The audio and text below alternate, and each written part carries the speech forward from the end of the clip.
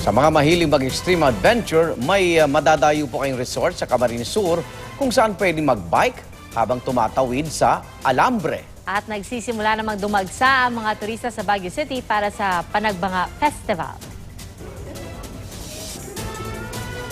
In full bloom na mga bulaklak sa isang exhibit sa Burnham Park.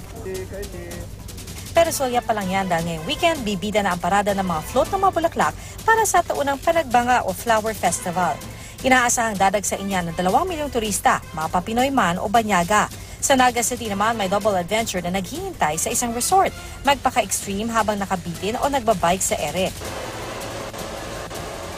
Pagkatapos, mag-relax sa mga natural pool nito na merong mainit at malamig.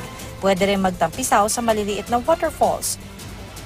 Kung beach lang naman, dayo na sa Southern Leyte para maiba naman. Sa bayan ng Hinunangan, ang Pinong Buhangin hinahalikan ng malinis na tubig. May mga isda na pwedeng pakainin at sabayan sa paglangoy. At habang binubusog ang mata ng mga tanawin, literal ding mabubusog ang tiyan ng mga nais mag-food trip.